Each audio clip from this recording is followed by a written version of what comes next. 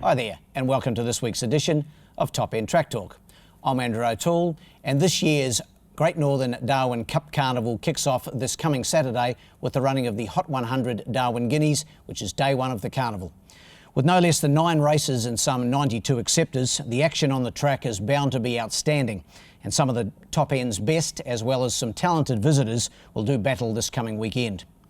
With each way betting in all but one race on the card, it augurs well for a tremendous start to this year's carnival, which gets underway at 12:50 NT time on Saturday afternoon. The opener is the Campaign Edge Sprout Handicap, a 3-year-old 0 to 64 event over 1,600 metres, and my numbers are 1, 2, 3 and 6. Going here with the top weight, number 1, General Factor. She's a 3-year-old filly trained by Michael Hickmott in South Australia. Mitchell Aiken takes the mount, and General Factor is won 2 of its only 3 starts, the most recent of those on the 29th of May at Balaclava. It's had a trial on the track here a week or so back and impressed me. She's a really nice filly by the Factor, and I think she looks the horse to beat over the 1,600 metres. Number 1 on top for me. Ahead of number 2, Maori Magic. Paula Trimworth got a winner last week. Well done to her with Caradoc Kid.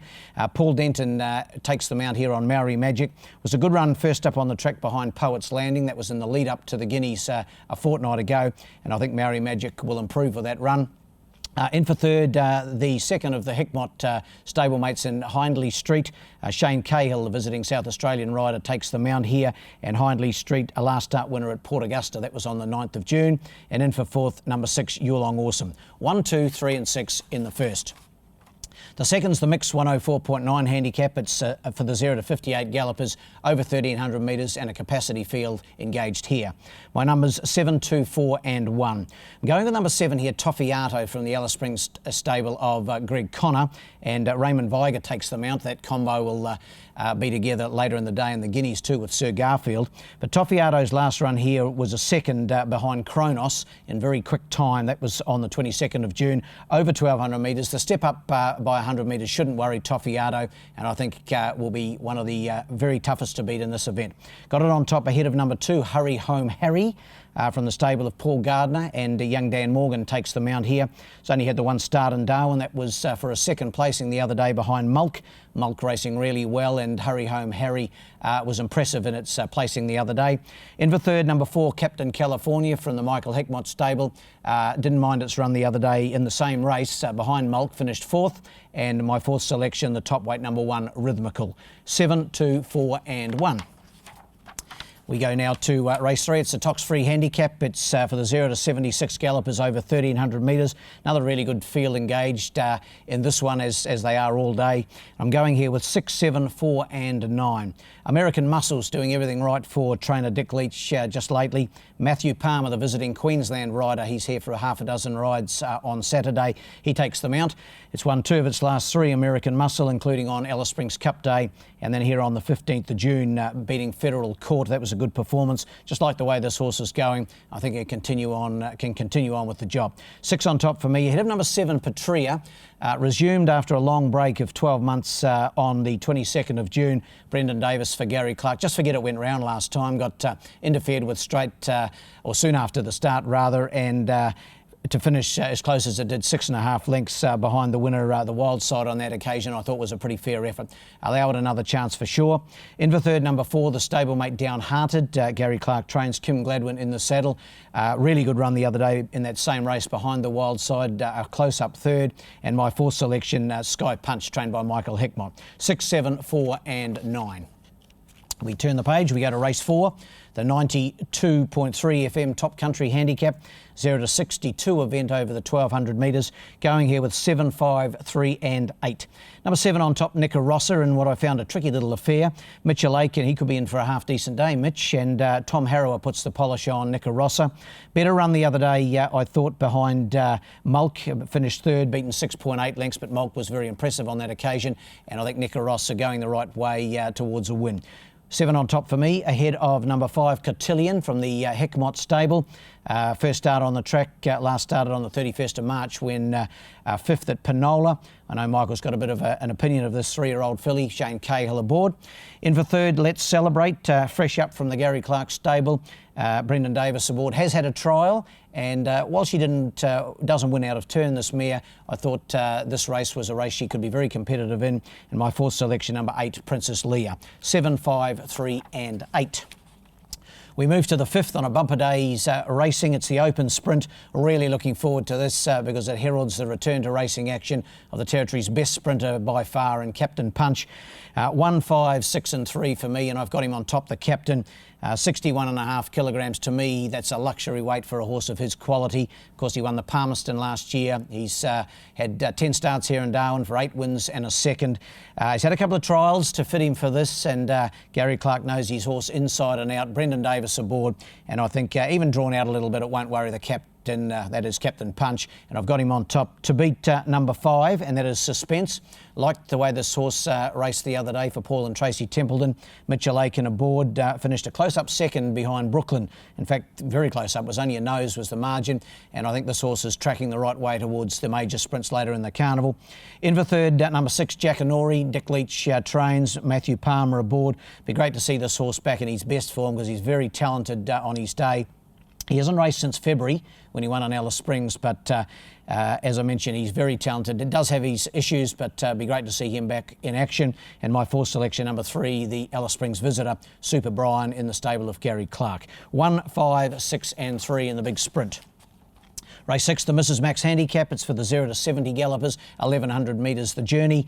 Going here with 6, 3, 12 and 1. Number 6 on top, Needy Rocket, resumed with a very impressive win over this trip of 1,100 last time. That was on the 15th of June in 0 to 64 grade. He's up in class this time. Brendan Davis sticks with him, and of course David Bates, the trainer. I think he's in for a pretty good campaign. Number 6 on top, Needy Rocket. Ahead of number 3, Tycoon Dancer from the Angela Forster stable.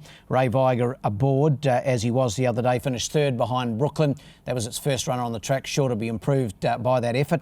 In for third, we're going over the page. Patriot Day from the Gary Clark stable has won his last 3, and although in lower grades, this is a real test for him. Kim Gladwin aboard, but I think he's a horse with a future. And in for fourth, the stablemate number 1, Marble Duke. 6, 3, 12 and 1. Getting down towards the business end of the day now. Race 7's the Territory Uniforms Handicap. The first of 3 1,600 metre races in succession. It's for the 0 to 66 gallopers. I'm going here with 2, 4, 6 and 3. I think one of the better bets of the day here. Number 2, Wicked Rhythm. Phil Cole trains, Jared Todd aboard. Impressed last time out, winning in 0 to 64 grade. This is a 66, so basically the same class of galloper. Same trip again, 1,600 metres. He was very good the other day, and I think he's heading nicely towards some of the major staying races of the carnival. Number 2, Wicked Rhythm for me. Ahead of number 4, Bridgie Flyer. A really good win, fresh up the other day for Tayan Holter. Vanessa Arnott in the saddle, and can race well again for sure. In for third, number 6, Mutin. Neil Dyer trains. Terry Treichel had a good day last week with 3 winners, and Mutin only the 2 runs in Darwin for a second and a third, so knocking on the door. And in for fourth, another of the Phil Coltrane runners cashing up. 2, 4, 6 and 3 in race 7. The feature on this great day of racing is the $75,000 Hot 100 Darwin Guineas. First leg of the Ladbrokes Triple Crown. It's for the 3-year-olds, of course, and a really great field assembled here, full field. And I'm going with 10, 9, 8 and 7. Going here with number 10, and that is Sir Garfield, trained by Greg Connor, and Raymond Viger in the saddle. And Sir Garfield, at his first run in Darwin, finished a very close second behind Poets Landing. That was a fortnight ago. That was 1,300 metres. The increase in distance won't worry this big grey. He's a son of Barbados, and Greg will have the horse cherry ripe, I'm sure, for the Guineas. Number 10 on top for me, ahead of number 9, Sava 2XL. The star 3-year-old in Alice Springs, of course, now in the stable of Gary Clark, of course, formerly trained by Will Savage, who still owns the horse.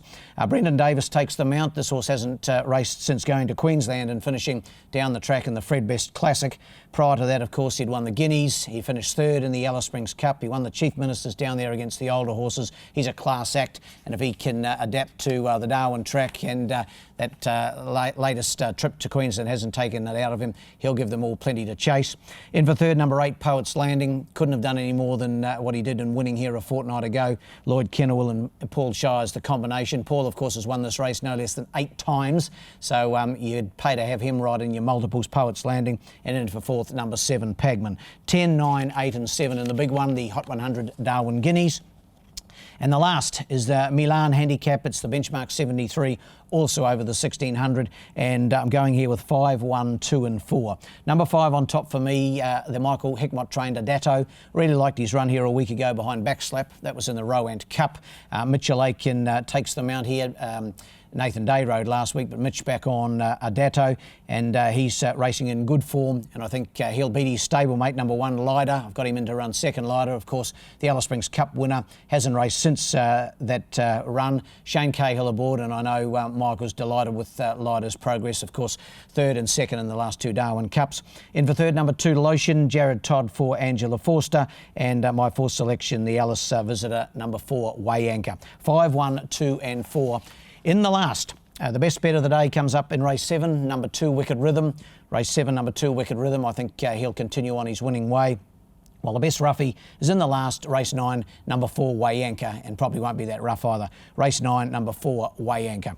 Well, that wraps up this edition of Top End Track Talk, but we'll be back in plenty of time for next week's Day 2 feature. It's the Asian United Food Service Chief Minister's Cup Day, of course, and it's the 13th of July meeting. And in the meantime, good luck and good punting.